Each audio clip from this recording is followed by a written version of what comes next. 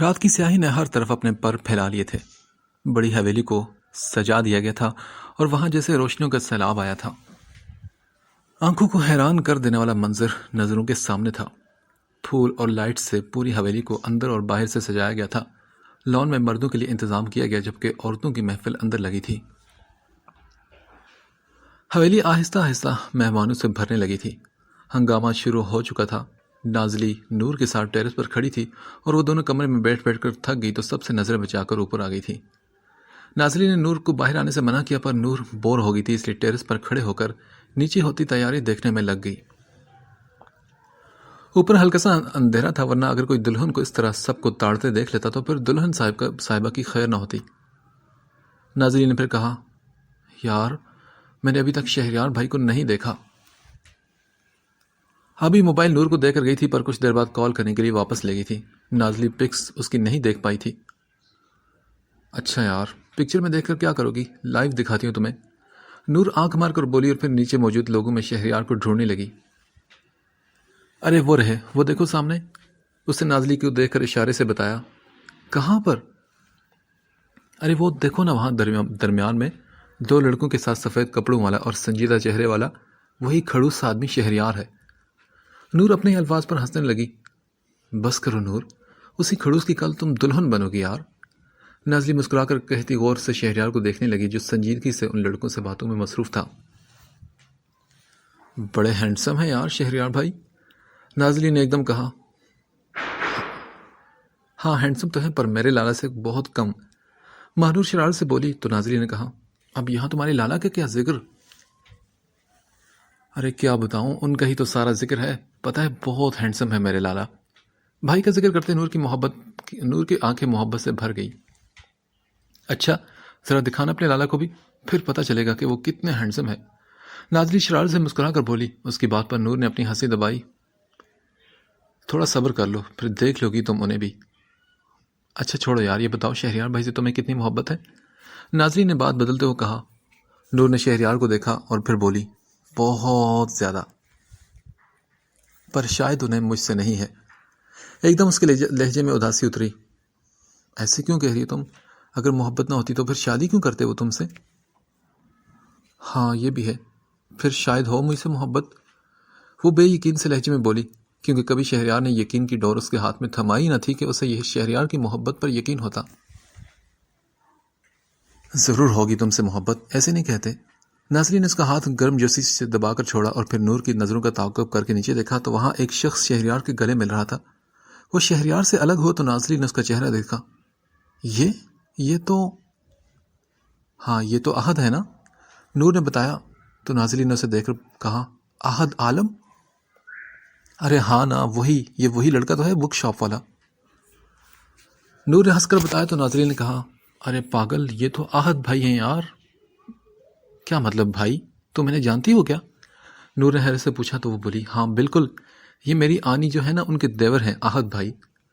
وہ ایک نظر نیچے دیکھ کر بولی جہاں احد اور شہریار اب مسکرا کر باتیں کر رہے تھے۔ او ایم جی، یہ تو کمال ہو گیا بھائی، اب ابھی تمہارے رشتہ دار بنے گی۔ نور نے ہنس کر ڈرامائی انداز میں کہا، تمہیں پتا ہے احد بھائی فوج میں بھی ہیں۔ نازلی نے ایک اور خوشخبری سنائی تو نور اب کی بار اور زیادہ حیران ہوئی۔ اللہ، سچ میں؟ یہ تو ابھی کے دل کی باتیں پوری ہو رہی یار۔ وہ یہ کہہ کر مسکرانے لگی۔ بالکل نا، ابھی کو تو مل گیا اس کا فوجی اب۔ نازلی نے ہنس کر نور کے ہاتھ پر ہاتھ مارا۔ کون سی ابھی کو فوجی ملا؟ اس والی کو تو ابھی تک نہیں ملا۔ ابھی ان کی طرف بڑھتے ہوئے بولی۔ ان دونوں نے چونک کر اسے دیکھا۔ وہ ان کے ساتھ آ کر کھڑی ہو کر ان سے پوچھ رہی تھی، وہ ابھی فوجی؟ نازلی اسے بتانے لگی جب نور نے اسے اشارہ کر کے منع کیا کہ ابھی اسے کچھ نہ بتائے۔ اس کا اشارہ سمجھ کر نازلی نے بات بدلی اور کہا، وہ میں کہہ رہی تھی نا کہ آبی کو اس کا فوجی جلد ہی مل جائے گا۔ نازلی نے اسے دیکھا۔ آبی نیچے دیکھ رہی تھی جہاں احد اور شہریار کھڑے تھے۔ فوجی؟ پتہ ہے فوجی نہ بھی ملے نا تو چلے گا، مانا کہ فوجی اچھے ہوتے ہیں پر فوجیوں کے علاوہ بھی بہت سے لڑکے اچھے ہوتے ہیں۔ وہ مگن سی ہو کر بول رہی تھی اور نور اور نازلی نے حیرت سے ایک دوسرے کو دیکھا اور پھر آبی کو دیکھ کر وہ اپنی ہنسی کو دبانے لگی۔ کون ہے وہ لڑکا جس نے آبی کی نظروں سے فوجی کو ہٹا کر خود کو بسا لیا؟ نور نے جان بوجھ کر پوچھا۔ نازلی نے بشرار سے جواب دیا، ارے اور کون؟ اپنے احد بھائی ہیں۔ ان کی دونوں کی باتوں پر آبی نے ہڑبڑا کر انہیں دیکھا اور پھر بولی، نہیں ایسا کچھ نہیں یار۔ چلو ام جان نے کہا ہے کہ تیار ہو جاؤ آپ، شکر کرو کہ انہیں معلوم نہیں کہ تم اوپر گھوم رہی ہو، ورنہ تمہاری شامت آ جاتی۔ آبی نے فوراً بات بدل کر ام جان کی بات بتائی اور پھر وہاں سے بھاگی تھی۔ اسے معلوم تھا کہ اگر ذرا دیر وہ ان کے ساتھ رک جاتی تو پھر اس کی خیر نہیں تھی۔ اس کے نکلتے ہی وہ دونوں ایک دوسرے کو دیکھ کر ہنستی ہوئی سب سے بچ کر نیچے کمرے میں چلی آئی۔ نور، تم نے بتانے سے منع کیوں کیا؟ یار بس آبی کو نا احد بھائی کے منہ سے اس بات کا پتہ چلے تو تب زیادہ مزہ آئے گا۔ نور آنکھ مار کر بولی، اچھا چلو اے باتونی بیوی، جلدی سے تیاری کرو، وہاں میڈم کی مہندی ہونے والی اور یہ لفنگو کی طرح تم گھوم رہی ہو۔ آبی ٹوکری اٹھا کر کمرے میں آئی جس میں گجرے رکھے تھے۔ اس کی بات پر نور نے منہ بنایا اور نازلی ایک دم مسکرانے لگی۔ نازلی، چلو میڈم تم بھی اپنی تیاری شروع کرو۔ آبی نے اسے بھی حکم دیا تو نازلی نے فرمانبرداری سے سر ہلایا اور پھر وہ تینوں اپنی اپنی تیاریوں میں مصروف ہو گئی۔ ہال میں بہت زیادہ ہنگامہ برپا تھا۔ فضا میں مدھم مدھم سی پھولوں کی خوشبو سانسوں کو مہکا رہی تھی۔ لڑکیوں کی ہنسی، میوزک کا شور ایک خوبصورت سا سما باندھ رہا تھا۔ ہر کسی کے چہرے پر خوشی تھی۔ ہال کی ایک طرف گول دائرے میں گدے بچھا کر ان کے اوپر سفید چادریں ڈالی گئی تھی جس پر لڑکیاں بیٹھی گانے بجانے میں مگن تھیں، جبکہ درمیان میں چوڑیاں، مہندی کی ٹوکریاں اور کھانے پینے کی چیزیں رکھی تھیں۔ سامنے ہی نور کسی شہزادی کی طرح بیٹھی تھی۔ اس کی ایک طرف آبی اور دوسری طرف نازلی تھی۔ نور نے سبز اور یلو کنٹراسٹ کا خوبصورت سا لہنگا شرٹ پہنا تھا۔ پھولوں کے زیور پہنے وہ خود بھی ایک کلی لگ رہی تھی۔ اس کے چہرے پر خوشی اور حیا کی لالی اسے اور بھی حسین بنا رہی تھی۔ آبی نے سبز رنگ کا ڈریس پہنا تھا جس پر گولڈن سا کام ہوا تھا۔ بالوں کی ڈھیلی سی چوٹیاں بنی ایک طرف کندھے پر پڑی تھی اور میچنگ جیولری میں وہ بھی بہت پیاری لگ رہی تھی، جبکہ نازلی نے ام جان کا دیا ہوئی وہی لیمن ڈریس پہنا تھا جس کی قمیض پر نفاست سے موتیوں کا کام ہوا تھا۔ بڑا سا دوپٹہ دائیں کندھے پر سیٹ تھا۔ ہلکا میک اپ، کالے گھنے بال آبشار کی مانند اس کی پشت پر بہہ رہے تھے۔ اس کے کانوں میں جھمکے اور ماتھے پر ٹیکا تھا اور وہ بھی کوئی مغلیہ شہزادی لگ رہی تھی۔ اس کے نہ کرنے کے باوجود آبی نے اسے اچھی طرح تیار کیا تھا۔ وہاں گانے گائے جا رہے تھے اور نازلی مسکراتی ہوئی تالیاں بجا رہی تھی۔ اس قدر خوبصورت ماحول اس نے کبھی نہیں دیکھا تھا۔ اتنی رنگینی اور اتنی خوشی دیکھ کر اس کی آنکھیں روشنی سے ٹمٹما اٹھی تھی۔ اس نے جھک کر نور کی بات سنتے ہی ہال کے دروازے کی طرف دیکھا اور وہاں سے آتے شخص کو دیکھ کر نازلی کی نظریں تھم سی گئی۔ اس نے اس شخص کی جھلک دیکھی، پھر وہ کچن کی طرف بڑھ گیا اور نازلی کو اس شخص پر ہاشم کا گمان ہوا تھا۔ وہ جانے بغیر رہ نہ پائی کہ وہ کون ہے، اس لیے جلدی سے اٹھ کھڑی ہوئی تو نور نے پوچھا، کہاں چل دی؟ میں پانی پی کر آتی ہوں، وہ جلدی سے کہتی وہاں سے کچن کی طرف بڑھی تھی۔ کچن کے دروازے کے پاس رک کر اس نے اپنی سانسیں درست کی اور پھر اس شخص کو دیکھا جو مگن سا کافی بنانے میں مصروف تھا۔ نازلی نے عجیب نگاہوں سے اسے دیکھا۔ وہاں پر فنکشن چل رہا تھا اور یہ آدمی یہاں کافی بنا رہا تھا؟ واہ بھائی واہ۔ نازلی نے اس کا جائزہ لیا تو سفید لباس میں سیاہ شال فولڈ کر کے اس نے گلے میں ڈالی تھی۔ پاؤں میں پشاوری چپل آستینی کوہلیوں تک فولڈ کر رکھی تھی اس نے۔ نازلی نے اس کا چہرہ ابھی تک نہیں دیکھا تھا مگر اس کا دل کہہ رہا تھا کہ یہ وہی شخص ہے، پر دماغ کہہ رہا تھا کہ لڑکی ہوش کر، وہ یہاں کیسے آئے گا، اس کا یہاں سے کیا تعلق؟ نازلی نے خود پر قابو پایا اور پھر بولی، بات سنیں۔ ہاشم کے سر میں درد ہو رہا تھا اور وہ سب سے بچتا کچن کی طرف آیا تھا اور اسے کافی کی طلب ہو رہی تھی، اس لیے اس نے اپنی پسندیدہ کڑوی کافی بنانے میں لگ گیا تھا۔ نازلی کی مدھم آواز پر بنا روکے وہ کافی میں کپ ڈالنے لگا۔ اس کے لبوں پر ہلکی سی مسکراہٹ کھیلنے لگی، آنکھوں میں شوق سی چمک پھیلی تھی۔ وہ تو سب سے بچتا ہوا تھا پر میڈم اس تک پہنچ ہی گئی تھی۔ اس کی بات سنتے ہی وہ بولا، جی سنائیں۔ یہ جواب سن کر نازلی کا تو رنگ واقعی موڑا تھا۔ اس کا شک ٹھیک نکلا کہ یہ تو وہی تھا، ہاشم خان۔ ہاشم اس کی طرف پلٹا، ہاتھ میں پکڑا کپ لبوں سے لگاتے ہوئے نازلی کی صورت دیکھ رہا تھا جہاں حیرت، ڈر اور خوف کی ملی جلی کیفیت تھی۔ اگلے ہی پل وہ کچن سے باہر دیکھتی اس کی طرف آئی۔ وہاں اس وقت صرف وہ دونوں تھے، باقی سبھی لوگ فنکشن انجوائے کرنے میں مگن تھے۔ وہ اسے کچھ فاصلے پر آ کر رکی اور بولی، آپ یہاں کیا کر رہے ہیں؟ میں شادی انجوائے کر رہا ہوں، اور کیا؟ ہاشم نے مختصر سا جواب دیا۔ پرسکون انداز میں اس کی کیفیت سے لطف اٹھاتا وہ مسکرا رہا تھا۔ دیکھیں آپ، نازلی نے پریشانی سے اسے دیکھا تو وہ بولا، ہاں دیکھ تو رہا ہوں، بہت پیاری لگ رہی ہے تم۔ اس کی بات کاٹ کر وہ دلکشی سے بولا، آپ مجھے پریشان مت کریں، کوئی آپ کو دیکھ لے گا، آپ یہاں کیوں چلے آئے؟ نازلی اب رونے والی ہو گئی تھی۔ ارے جہاں میری بیوی ہوگی وہاں میں بھی ہوں گا نا، اور یار میں انویزیبل ہوں نہیں، ظاہر سی بات ہے سب مجھے دیکھیں گی۔ وہ بڑے پرسکون انداز میں بولا مگر یہاں میری شادی کا کسی کو علم نہیں، آپ کو میں کیسے سمجھاؤں؟ نازلی ہاتھ مسل کر سر جھکا کر بولی، کوئی بات نہیں، میں سب کو بتا دیتا ہوں۔ ہاشم مسکراہٹ دبا کر نازلی کے جھکے سر کو دیکھتے ہوئے بولا، مجھے نہیں معلوم، آپ بس جائیں یہاں سے، جلدی کریں۔ وہ سر اٹھا کر ضدی انداز میں بولی، اف افسوس ہے یار، تم اپنے شوہر کو یہاں سے نکالنے کی اتنی جلدی کیوں کر رہی ہو؟ اس لیے کہ یہ میری دوست کا گھر ہے اور میں یہاں سے آپ کو نکال سکتی ہوں، آپ بس جائیں یہاں سے، نازلی نے سخت لہجے میں سے آرڈر دیا۔ واہ رے واہ، اپنے دوستوں کو پا کر تم شوہر کو پہچانے سے انکاری ہو، افسوس کی بات ہے۔ ہاشم اپنا کپ واپس رکھتا سر ہلا کر نازلی کے پاس سے گزرا تو نازلی نے پرسکون ہو کر لمبی سانس کھینچی۔ ویسے سوچنے کی بات ہے کہ میں یہاں موجود ہوں اور اتنے حق سے گھوم رہا ہوں، تو میرا کوئی رشتہ تو ہوگا نا ان سب سے؟ اس نے نازلی کے پیچھے کی طرف سے جھک کر اس کے کان میں سرگوشی کی تو اس کی بات پر نازلی کے دماغ کی گھنٹی بجی۔ وہ ایک دم اس کی طرف پلٹی اور یوں پلٹنے سے اس کے سیاہ بال اس کے چہرے پر بکھرے۔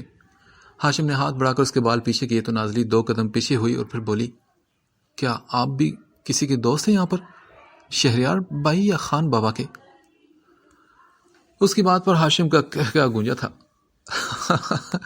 ارے یار، ان لوگوں کی مجھ سے تو بالکل نہیں بنتی مسز، دوستی نہیں کرتے وہ لوگ مجھ سے۔ وہ مدھم سا مسکراتا ہوا نا محسوس انداز میں اس سے دل کی بات کر گیا۔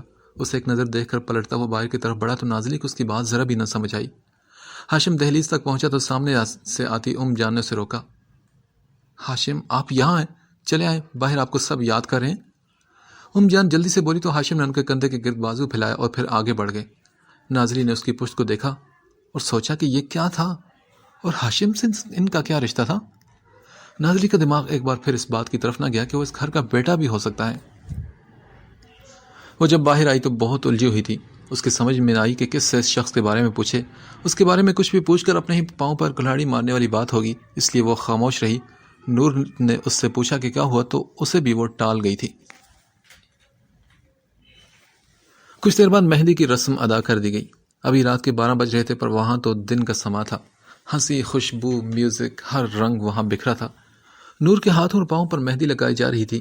ایک لڑکی بہارت سے اس کے ہاتھوں پر خوبصورت ڈیزائن بنا رہی تھی اور دوسری لڑکی دلہن کی دوستوں کو مہندی لگانے میں مصروف تھی۔ نازلی خوشی سے نور کے پاس بیٹھی اس کے ہاتھوں پر مہندی لگتے دیکھ رہی تھی۔ اف، بہت پیاری ہے یہ تو، وہ خوشی سے بولی کیونکہ اس نے آج تک مہندی نہیں لگائی تھی، پر اس وقت مہندی کی خوشبو اسے بہت اچھی لگ رہی تھی۔ اپنی الجھی ہوئی سوچوں کو ایک طرف کرتی وہ یہ خوبصورت دن انجوائے کرنے لگی۔ نور نے مسکرا کر اسے دیکھا اور پھر بولی اگلی باری تمہاری ہے۔ نہیں، میں تو کبھی نہیں لگاؤں گی یار، میں نے تو کبھی بھی مہندی نہیں لگائی۔ نازلی جلدی سے انکار کرتے ہوئے بولی، میں دلہن ہوں اور میری بات تو ماننی پڑے گی تمہیں۔ نور نے اس سے ناراض ہوتے ہوئے کہا تو نازلی نے کہا، اوکے دلہن صاحبہ، لگا لوں گی میں۔ نازلی نے سر ہلایا تو نور اس کے معصوم چہرے کو دیکھ کر ایک دم مسکرانے لگی۔ اس کے لالا کی جان تھی یہ لڑکی، جس کی وجہ سے وہ اسے پہلے سے زیادہ عزیز ہو گئی تھی۔ اسے دیکھ کر نور کو اس پر بے تحاشا پیار آتا۔ جو ہستی آپ کے پیاروں کو عزیز ہو وہ آپ کے دل کے بھی بہت قریب ہو جاتی ہے۔ نازلی کے لیے نور کی بھی ایسی ہی فیلنگز تھی۔ کچھ وقت بعد نازلی کے دونوں الٹے سیدھے ہاتھوں پر مہندی لگا دی گئی۔ لڑکیوں کا ڈانس چل رہا تھا، وہ انجوائے کر رہی تھی۔ جب نور نے اسے اشارہ کیا تو نازلی نے پوچھا، ہاں کیا ہوا؟ وہ دیکھو سامنے۔ اس نے آنکھوں سے اشارہ کیا تو نازلی نے دیکھا دور ہال کے دروازے کے پاس آبی اور احد کھڑے کوئی بات کر رہے تھے۔ آبی کے چہرے پر لالی تھی جس سے وہ دونوں اتنے دور سے بھی دیکھ سکتی تھی۔ لگتا ہے کہ ان کا معاملہ بھی سیٹ ہو چکا ہے، نور نے شرارت سے کہا تو نازلی نے اس کی طرف دیکھا اور پھر وہ دونوں ہنسنے لگی۔ احد اس سے شہریار کا پوچھ رہا تھا۔ آبی کو صاف لگ رہا تھا کہ یہ بہانہ ہے اس سے بات کرنے کا، ورنہ شہریار باہر موجود تھا اور محترم اس کا پوچھنے کے لیے اندر آئے تھے۔ اس نے صاف صاف کہہ دیا کہ شہریار لالا تو باہر ہیں، وہاں جا کر تلاش کریں۔ اچھا، پھر باہر ہی ہوگا شاید۔ احد نے مایوسی سے اس سے دیکھا تو آبی نے اس کی صورت دیکھ کر بہت مشکل سے اپنی ہنسی کنٹرول کی۔ جی بالکل، وہ باہر ہی ہوں گے، آبی نے اپنے بال کان کے پیچھے کرتے ہوئے کہا تو احد واپس جاتے جاتے ایک دم پلٹا اور پھر بولا، ویسے آپ بھی بہت پیاری لگ رہی ہیں آج۔ وہ ایک نرم مسکراہٹ اس کی طرف اچھال کر باہر کی طرف بڑھ گیا۔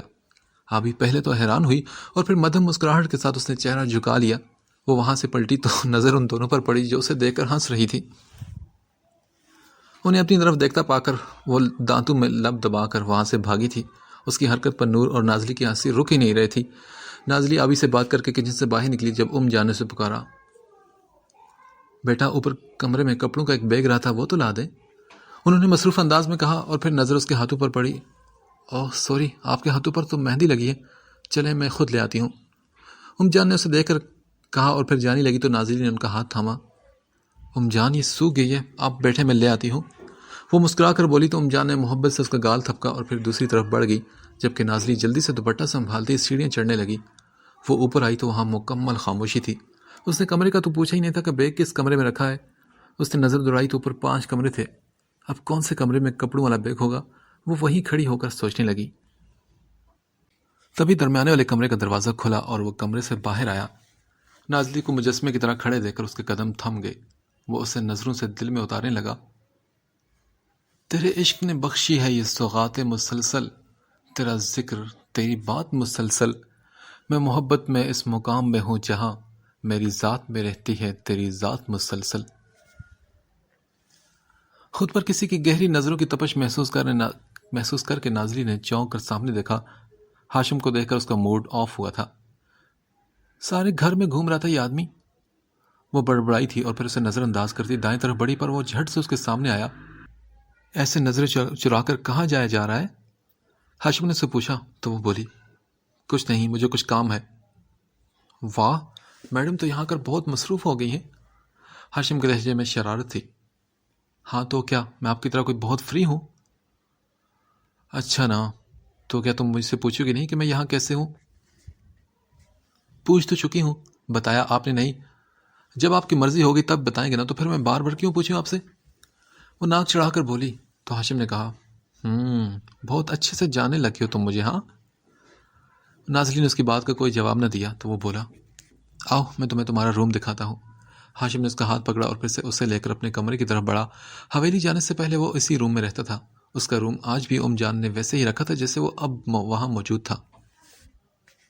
میرا کون سا روم؟ آپ چھوڑے مجھے، چھوڑے میرا ہاتھ، مجھے جان نے تو کپڑے لینے بھیجا ہے۔ وہ آبی لے جائے گی نا، تم آؤ میرے ساتھ، فکر نہ مت کرو مسز۔ وہ سکون سے کہتا کمرے میں داخل ہوا اور پھر دروازہ بند کرنے لگا۔ یہ آپ دروازہ کیوں بند کر رہے ہیں؟ دروازہ کیوں بند کرتے ہیں، تمہیں نہیں پتا کیا؟ ہاشم نے الٹا سوال کیا۔ دیکھیں، میں آپ کو آپ کے غلط ارادوں میں ہرگز کامیاب نہیں ہونے دوں گی۔ استغفار، مسز کبھی تو صحیح بات سوچ لیا کرو بھائی۔ دروازہ میں نے اس لیے بند کیا ہے تاکہ کوئی ہمیں ساتھ دیکھ نہ لگے۔ وہ دروازے کے ساتھ ٹیک لگا کر بولا، اچھا اگر آپ اتنا ہی ڈرتے تو پھر ایسی حرکتیں کیوں کرتے ہیں؟ نازلی نے اس پر طنز کیا، ہاشم خان کے خون میں ڈر نام کی چیز نہیں۔ چلو آپ ابھی سب کے سامنے کہتا ہوں کہ تم میری بیوی ہو۔ وہ سنجیدگی سے کہتا آگے بڑھا تو نازلی نے اسے چونک کر دیکھا۔ ویسے ہی میں نے کہا ہے، آپ تو بس سیریس ہو جاتے ہیں۔ وہ جلدی سے ہڑبڑا کر بولی۔ ایسی باتیں کر کے وہ خود ہی اسے کہہ رہی تھی کہ آپ بیل مجھے مار۔ اس آدمی کا دماغ تو گھوما ہوا ہے، وہ کچھ بھی کر سکتا ہے۔ وہ تو سب کچھ کہہ کر بچ نکلتا، پر وہ اس جھوٹ کی وجہ سے خان بابا اور باقی سب کو کیا بتاتی کہ کیوں اس نے اپنی شادی کی بات سب سے چھپا کر رکھی۔ اس کے ڈرنے پر ہاشم اپنی ہنسی دبا کر اس سے کچھ فاصلے پر کھڑا ہوا۔ نازلی نے اسے دیکھا اور پھر اسے رہا نہیں گیا تو بول پڑی، کیا آپ مجھے بتانا پسند کریں گے کہ آپ کون ہیں اور یہ سب کیا ہے؟ میں تمہارا شوہر ہوں۔ وہ مدھم سی مسکراہٹ کے ساتھ بولا، پلیز آپ بتا بھی دیں، اس کے بعد باقی باتیں بتائیں۔ نازلی نے اسے التجا کی کیونکہ اس کا دماغ بہت الجھ چکا تھا۔ وہ سوچ سوچ کر پاگل ہو رہی تھی۔ تبھی ہاشم نے اس کی آنکھوں میں دیکھا اور پھر بولا، یہ میرا گھر ہے، خان بابا اور جان میرے پیرنٹس ہیں۔ وہ سنجیدگی سے بولا تو نازلی نے حیرت سے آنکھیں کھول کر اس کی طرف دیکھا۔ کیا سچ میں؟ اسے یقین نہ آیا تھا۔ ہاں بالکل مسز، اب یہ بات جھوٹ بولنے والی تھوڑی نہ ہے۔ تو کیا نور آپ کی بہن ہے؟ نازلی نے اس سے پوچھا تو وہ بولا، ظاہر سی بات ہے، اگر ہمارے پیرنٹس ہے کہ تو ہم بہن بھائی ہوئے نا۔ ہاشم نے چڑھ کر کہا۔ اور وہ نازلی کچھ اور بولنا چاہ رہی تھی پر ہاشم جلدی سے بول پڑا، ہاں اور آبی، شہریار اور داور سبھی میرے کزن ہیں۔ اس کی بات پر نازلی کے ماتھے پر فکر کی لکیریں نمودار ہوئی۔ یہ آپ کیا کہہ رہے ہیں؟ اب میں سب کا سامنا کیسے کروں گی؟ وہ خود کلامی کرتے پیچھے ہوتی بیڈ پر بیٹھ گئی۔ کیا مطلب ہے تمہارا؟ شادی کرنا کوئی گناہ ہے کیا؟ نہیں، گناہ تو نہیں، پر انہیں میرے بارے میں کیا لگے گا کہ میں نے ان کے بیٹے سے اس طرح شادی کر لی؟ وہ مجھے بری لڑکی سمجھے گے، وہ رندی ہوئی آواز میں کہتی سر ہاتھوں میں تھام گئی۔ چپ کرو مسز، وہ ایسا کچھ بھی نہیں سوچیں گے۔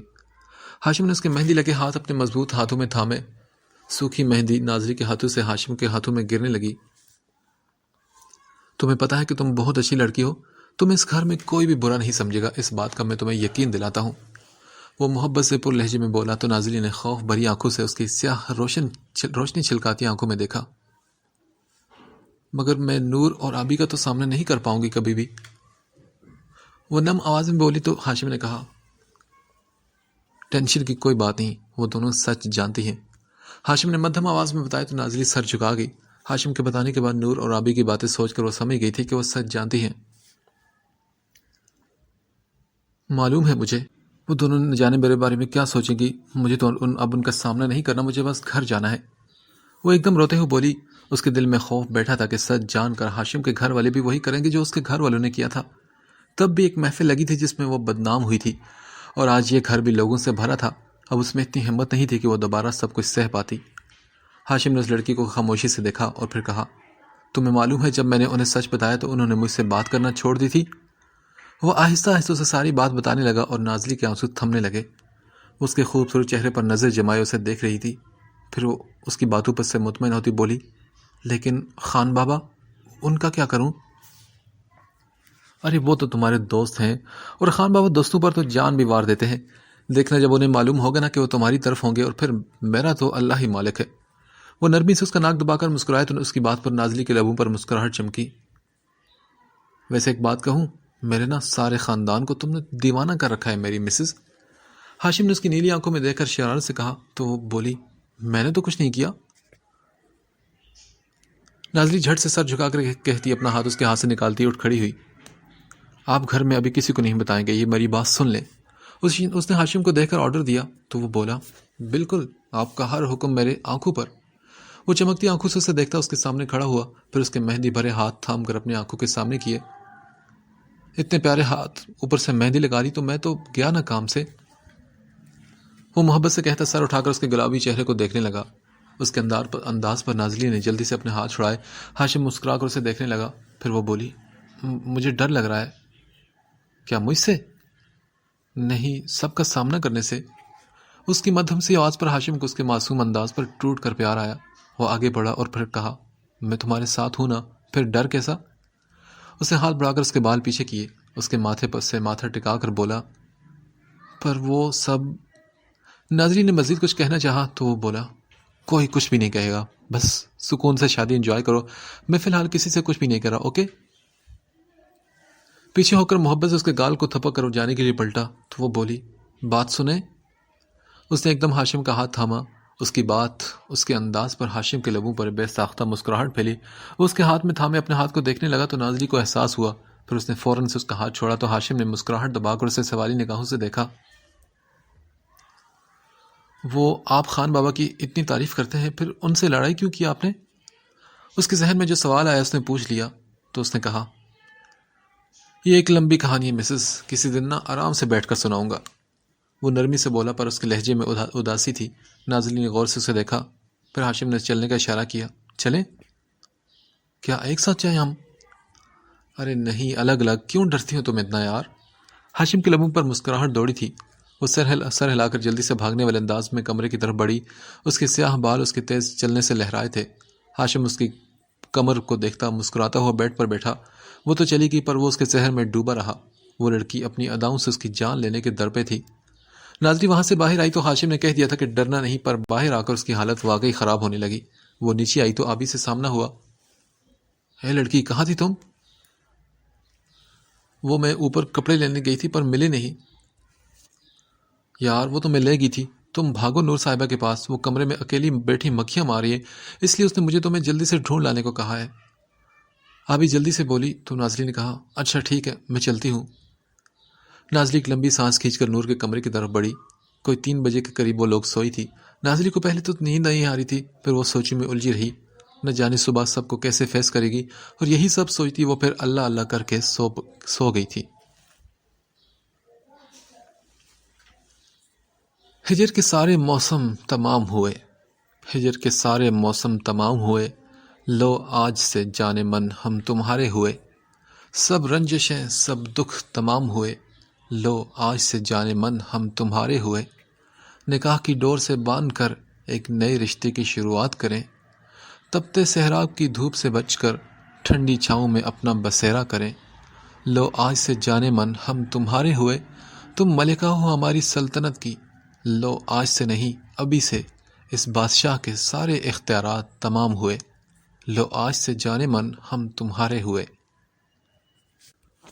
اگلے دن فضا میں خوشبو رچا کر طلوع ہوا تھا، ہر طرف جیسے بہار کا سما تھا، سبھی اپنے اپنے کاموں میں مصروف تھے، مہمان آنا شروع ہو چکے تھے، ماہنور ان دونوں کے ساتھ روم میں تھی، بیوٹیشین ماہنور کو تیار کر رہی تھی، نازلی اور آبی بھی اپنی تیاریوں میں مصروف تھی۔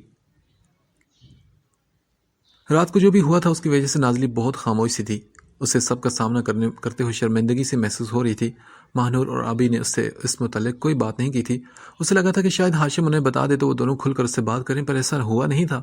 اس بات سے نازلی کے دل کو ذرا حوصلہ ملا اور وہ بارات تک کسی طرح وقت گزارنا چاہتی تھی، کیونکہ بارات کے بعد اس نے جلد ہی یہاں سے چلے جانے کا فیصلہ کر لیا تھا۔ اس نے سر اٹھا کر ڈریسنگ ٹیبل کے سامنے بیٹھی ماہنور کو دیکھا، بیوٹیشین اسے تیار کر چکی تھی اور اب اس کا دوپٹہ سیٹ کیا جا رہا تھا۔ کچھ دیر بعد بیوٹیشین آبی کے ساتھ کمرے سے چلی گئی تو نازلی چلتی ہوئی ماہنور تک آئی، کرسی کے پیچھے کھڑی ہو کر اس نے سامنے شیشے میں ماہنور کو دیکھا اور پھر کہا، ماشاءاللہ بہت پیاری لگ رہی ہو تم یار۔ ماہنور نے نظر اٹھا کر اسے دیکھا اور پھر اس کی طرف مڑ کر اس کا ہاتھ تھاما۔ نازلی مجھے ڈر لگ رہا ہے یار۔ نور سب کچھ ٹھیک ہوگا، تم زیادہ مت سوچو بس۔ نازلی نے گرم جوشی سے اس کا ہاتھ دبایا تو ماہنور نے اس بات میں سر ہلایا۔ نازلی اس کا ہاتھ تھام کر بیڈ تک لائی، دونوں وہاں بیٹھ کر باتیں کرنے لگی۔ کچھ ہی دیر میں نکاح کی رسم ادا ہونے والی تھی، جبھی جان نے آ کر بتایا تو ماہنور کے ہاتھ پیر پھیل گئے۔ اس نے نازلی کو اپنے پاس بٹھائے رکھا، ماہنور کو دوپٹہ اڑا کر گھونگھٹ نکالا گیا اور نازلی نے بھی دوپٹہ سر پر لیا۔ کچھ دیر بعد خان بابا، ہاشم اور داور مولوی صاحب کے ساتھ کمرے میں داخل ہوئے۔ نکاح کی رسم ادا کی جانے لگی۔ ہاشم نکاح نامہ تھامے بیڈ کی طرف بڑھا اور پھر ماہنور کے سامنے نکاح نامہ رکھ کر پین اسے تھمایا۔ ماہنور نے کانپتے ہاتھ مضبوط کر کے پین تھاما اور جہاں جہاں ہاشم کہنے لگا وہاں وہ سائن کرنے لگی۔ نظر شہریار کے سائن پر پڑی تو دل نے رفتار پکڑ لی۔ آج سے وہ دونوں ایک دوسرے کے ہو گئے تھے اور یہ کتنا پیارا احساس تھا نا کہ ایک مضبوط شخص آج سے صرف اور صرف اس کا تھا۔ ماہنور کو نکاح نامے پر سائن کرتے دیکھ کر نازلی کو بھی اپنا وقت یاد آیا تو اس نے سختی سے آنکھیں بند کر کے کھولی۔ اسے اپنے چہرے پر نظروں کی تپش محسوس ہوئی، پر اس نے سر اٹھا کر سامنے کھڑے اس شخص کو نہ دیکھا۔ نور جب سائن کر چکی تو ہاشم اس کا سر تھپا کر نکاح نامہ لے کر پلٹا۔ خان بابا نے بھی آگے بڑھ کر بیٹی کے سر پر ہاتھ رکھا۔ ماہنور کی آنکھوں کے سامنے دھند چھانے لگی۔ آج سے وہ پرائی ہو گئی تھی، بھلے یہ وہ لوگ ایک ہی گھر میں رہنے والے تھے، پر اب ماں باپ کی جگہ اس کے تمام اختیارات کسی اور کے پاس ہوں گے۔ اس کے پیرنٹس جنہوں نے اسے اتنا پیار دیا، اس کے نخرے اٹھائے، آج وہ ان کے لیے پرائی ہو گئی تھی۔ یہی تو دنیا کا دستور تھا، ہمیشہ سے یہی ہوتا آیا تھا اور آگے بھی ایسا ہی ہوتا رہے گا۔ وہ لوگ جب کمرے سے چلے گئے تو نازلی نے نور کا گھونگھٹ اوپر کیا، اس کے گالوں پر آنسوں کے نشان تھے۔ نازلی نے اس کے آنسو صاف کیے اور کہا، نئی زندگی مبارک ہو میری جان۔ ماہنور کی آنکھوں سے خاموش آنسو بہنے لگے، جانے یہ نئی زندگی کیا کچھ لے کر آنے والی تھی۔ اس کے دل و دماغ میں جہاں 100 باتیں چل رہی تھی، وہیں اس شخص کو پا لینے کی خوشی بھی پورے وجود میں ایک نشہ بن کر دوڑ رہی تھی۔ آخر کار وہ اکڑو کھڑوس خود پسند شخص اس کا ہو ہی گیا تھا۔ اللہ نے آج ہمیشہ کے لیے ایک دوسرے کے نام ان دونوں کو لکھ دیا تھا۔ شام کے قریب بارات کا شور اٹھا تو نیچے والے پورشن سے ماہنور کو اوپر لے کر جانا تھا۔ ابھی تو لڑکیوں والوں کی طرف سے تھی، اس لیے اوپر کھڑی لڑکیوں کے ساتھ ہاتھ میں پھولوں کی ٹوکری تھامے ماہنور کا ویٹ کر رہی تھی۔ نازلی ماہنور کو تھام کر کمرے سے باہر نکلی تو جان نے آگے بڑھ کر بیٹی کو گلے لگایا، ان کی آنکھیں بھیگنے لگی۔ تبھی ہاشم ان کی طرف بڑھا، جان روئے نہیں، بس مانو کی اچھی زندگی کی دعا کریں۔ وہ محبت سے بولا تو جان ماہنور سے الگ ہو کر اس کی پیشانی چومتے ہوئے بولی، میری دعائیں ہمیشہ میری بیٹی کے ساتھ ہیں، جاؤ میری بیٹی۔ جان سے مل کر وہ آگے بڑھے تو ماہنور کی ایک طرف نازلی اور دوسری طرف ہاشم تھا۔ جان باقی سب کے ساتھ ایک طرف کھڑی ہو کر انہیں دیکھنے لگی، آنکھوں میں نمی اور لبوں پر میٹھی سی مسکراہٹ تھی، جبکہ داور ہاتھ میں کیمرے تھامے ان کے ساتھ تصویریں لے رہا تھا۔ سیڑھیوں کے قریب رک کر ہاشم نے نور کا سر سینے سے ٹکایا، اس کی آنکھیں ضبط سے لال ہو رہی تھی کیونکہ آج اس کی پیاری سی گڑیا اس سے جدا ہو رہی تھی۔ وہ کب اتنی بڑی ہو گئی تھی کہ ہاشم کو پتہ ہی نہ چلا. وہ تو اسے ہمیشہ بچوں کی طرح ٹریٹ کرتا آیا تھا. ماہنور بھی بھائی کے سینے پر سر رکھ کر رونے لگی. بھائی بہن کی محبت کو دیکھ کر وہاں موجود سبھی لوگوں کی آنکھوں میں خوشی کے آنسو چمک اٹھے. نازلی نے اتنے وقت میں پہلی بار سر اٹھا کر ہاشم کو دیکھا، جو آہستہ آواز میں ماہنور کو خاموش کرواتا اس کا سر تھپک رہا تھا. اس وقت نازلی کو وہ بہت پیارا لگا، بہت کیئرنگ، بہت محبت کرنے والا شخص. اپنے لیے شاید وہ اس شخص کی محبت کو اتنا محسوس نہیں کر پائی تھی، نہ جانے کیوں، ورنہ وہ شخص تو محبت تو اس سے بھی انتہا کی کرتا تھا. بس وہ ایک بار دل کو اس کی محبت کے ساتھ بہنے دیتی، پھر دیکھتی کہ محبت کا نشہ کیا ہوتا ہے. اس وقت نازلی کو ایک بہت اچھا سا بھائی لگ رہا تھا، جو پیار سے بہت نرمی سے اپنی بہن کو خاموش کروا رہا تھا. نازلی کی آنکھیں اس کے چہرے پر تھی. جب اس نے نازلی کی طرف دیکھا، تم مانو کو اوپر لے کر جاؤ. اس کے اچانک کہنے پر نازلی نے ہڑبڑا کر نظریں پھیری اور پھر سر ہلا کر اسے ماہنور کو لے کر آگے بڑھنے لگی. اتنے لوگوں کے سامنے یوں پہلی بار اس کا نازلی سے بات کرنا، نازلی کا تو دل بند کرنے لگا تھا. اسے ڈر لگنے لگا کہ سب انہیں دیکھ رہیں گے اور جانے کیا سمجھے گے، جبکہ ایسا کچھ نہیں تھا. وہاں کسی نے اس بات کو نوٹ تک نہیں کیا تھا سوائے داور کے، جو نازلی کو غور سے دیکھنے میں مصروف تھا، جسے پہچاننے کی کوشش کر رہا ہو. ہاشم نے ماہنور کا ہاتھ نازلی کے ہاتھ میں دیا اور پھر پلٹ کر وہاں سے چلا گیا. نازلی نور کو لیے آہستہ آہستہ سیڑھی چڑھنے لگی. وہ جیسے جیسے اوپر جا رہی تھی، آبی اور باقی لڑکیاں ہنستی ان پر پھولوں کی بارش کر رہی تھی. بائیں طرف آخری کمرہ شہریار کا تھا. آبی نے کمرے کا دروازہ کھولا تو گلابوں کی مہک نے ان کا ویلکم کیا. آبی آگے بڑھی جبکہ وہ دونوں دہلیز پر رکی. آ جاؤ نور میڈم، آج سے یہ کمرہ تمہارا ہوا. آبی مسکرا کر ماہنور کا ہاتھ تھام کر اسے اندر لائی. ماہنور کے گال گلابی ہونے لگی تو آبی نے کہا، دیکھو تو ذرا، ہماری پٹاخہ نور کی تو آج بولتے ہی بند ہے بھائی. ارے ایسے مت بولو، شہریار بھائی کے سامنے تو یہ بولے گی نا. ناظرین نے بھی جواباً شرار سے جواب دیا تو ماہنور مسکراہٹ چھپانے کے لیے چہرہ جھکا گئی. ویسے آبی کمرہ تو بہت پیارا سیٹ کیا ہے. یہ ایک بڑا سا روم تھا. درمیان میں بیڈ تھا جس کے گرد گلاب اور موتی کی لڑیاں لگائی گئی تھی. سائڈ ٹیبل پر بھی گلاب کی پتیاں بکھری تھی. بیڈ کی دائیں طرف کھڑکی تھی جس کے آگے بھاری پردے گرائے گئے تھے. اتنے پیارے لوگوں کا کمرہ بھی تو پیارا ہوگا نا میری جان. آبی مزے سے کہتی ماہنور کو بیڈ پر بٹھانے لگی تو ناظرین نے مسکرا کر انہیں دیکھا. وہ دونوں لڑکیاں کمال کی تھیں. ان کی محبت بھی کھٹی میٹھی سی تھی. پہلے کزنز اور دوست تھی اور آج یہ تیسرا رشتہ بھی جڑ گیا تھا. اللہ کرے تم دونوں کی محبت ہمیشہ یوں ہی برقرار رہے. تم دونوں ہمیشہ یوں ہی ہنستی مسکراتی رہو. اس کی بات پر دونوں نے سر اٹھا کر اسے دیکھا. آمین. پھر دونوں نے ایک زبان ہو کر آمین کہا تھا. ایسے کیوں کہہ رہی ہو؟ ہم دونوں نہیں بلکہ ہم تینوں کی خوشیاں سلامت رہیں. ہم تینوں ہمیشہ ساتھ رہیں گی. ماہنور کا محبت بھرے انداز پر نازلی مسکرانے لگی اور پھر آبی نے کہا، انشاءاللہ ضرور. پھر نازلی نے ان دونوں سے کہا، یار میں کچھ دیر میں واپس جا رہی ہوں. کیوں؟ تم آج یہیں رک جاؤ نا پلیز. آبی دروازے سے پلٹ کر اس کی طرف بولی. نہیں مجھے اب جانا ہوگا. ناظری نے ہاتھ مسلتے ہوئے کہا تو نور نے اس کے پریشان چہرے کو دیکھا. وہ اس کی حالت سمجھ رہی تھی کہ ہاشم نے اسے نہیں بتایا تھا کہ اس کی ناظری کے ساتھ کیا بات ہوئی، پر نور ناظری کی جھجک دیکھ کر سمجھ گئی تھی کہ وہ جان گئی ہے کہ وہ اور آبی اس کے اور ہاشم کے رشتے سے واقف ہیں. مگر نور نے اسے کوئی بات نہ کی. وہ بات کر کے نازلی کو انکمفرٹیبل فیل نہیں کروانا چاہتی تھی، اس لیے اس بات کو کسی صحیح وقت کے لیے چھوڑ دیا تھا. وہاں سے نکل کر وہ سیڑھیوں کی طرف بڑھ رہی تھی جب اچانک اس کے سامنے کوئی آیا. ہائے، میں نے آپ کو کہیں دیکھا ہے. داور سے ہائے کر کے فوراً جھٹ سے بولا تو ناظری نے رک کر سر اٹھایا اور دیکھا. کون تھا یہ لڑکا؟ وہ تو اسے نہیں جانتی تھی. جی مگر میں نے تو آپ کو نہیں جانتی. ناظری نے پریشانی سے اسے دیکھا. اے حسین لڑکی، کون سی دنیا سے آئی ہیں آپ؟ وہ مسکرا کر پوچھنے لگا تو ناظری نے کہا، ایکسکیوز می، راستہ چھوڑیں، مجھے جانا ہے. ایک منٹ رکیں، مجھے کچھ یاد آ رہا ہے کہ میں نے کہیں دیکھا ہے آپ کو. آپ وہی ڈاکٹر ہیں نا جو اصل میں ڈاکٹر نہیں تھی؟ وہ چٹکی بجا کر ہنسا تو کیونکہ اس کا دماغ بہت تیز چل رہا تھا. اس کی بات پر نازلی کی آنکھیں پھیلی. آپ؟ ہاں میں داور ہوں نا. یاد کریں میں اپنے لالا کو ساتھ لے کر آیا تھا. اسے یاد دلانا چاہ رہا تھا اور سب یاد کر کے نازلی کے ماتھے پر پسینہ چمک اٹھا. اسے ڈر تھا کہ اب یہ لڑکا بھی ان کے نکاح کی بات جان نہ جائے. اچھا مجھے نہیں یاد کچھ بھی. اوہو، مجھے تو یقین نہیں آ رہا کہ آپ یہاں تک آ گئی. وہ خوشی سے کہہ رہا تھا اور اس سے پہلے کہ نازلی کچھ کہتی ہاشم سیڑھیاں چڑھ کر ان تک آیا. یہاں کیا ہو رہا ہے؟ ارے لالا آپ بھی آگے، پتہ یہ کون ہے؟ یہ وہی محترمہ ہیں کلینک والی۔ اچھا۔ ہاشم نے اپنی مسکراہٹ دبا کر حیرت بھرے انداز اپنایا تھا۔ اس کی ایکٹنگ پر نازلی نے حیرت سے دیکھا۔ لالا دیکھے تو کتنی معصوم اور پیاری سی ہے نا۔ داور بیہیو یور سیلف۔ ہاشم نے اسے وارننگ دی۔ ارے آپ لوگ مجھے گھورے تو مت، میری تو یہ بہن جیسی ہیں۔ اچھا ٹھیک ہے، اب جاؤ، انہیں پریشان مت کرو۔ ہاشم نے داور کے کندھے کے گرد بازو ڈالا، پھر اسے ساتھ ہی سیڑھی کی طرف بڑھا۔ لالا آپ ان حسین لڑکی کی پریشانی سنیں نا، آپ سے میں بعد میں بات کروں گا۔ داور شرارت سے کہتا اس کا بازو ہٹا کر جلدی سے سیڑھیاں اتر گیا اور اس کی بات پر ہاشم کے لبوں پر مسکراہٹ پھیل گئی۔ وہ پلٹ کر حیران کھڑی ناظری کی طرف آیا۔ ناظری نے اس سے پوچھا، کیا اسے بھی معلوم ہے سب کچھ؟ نہیں یار، یہ تو بس ویسے تکے لگا رہا تھا۔ اچھا تو مجھے بتاؤ کہ تم کیوں پریشان کھڑی ہو؟ وہ میں نے گھر جانا تھا، ڈرائیور کو کال کر کے میں نے یہاں آنے کے لیے کہا تھا مگر وہ کال نہیں اٹھا رہا۔ اوکے، تم میرے ساتھ جاؤ گی گھر؟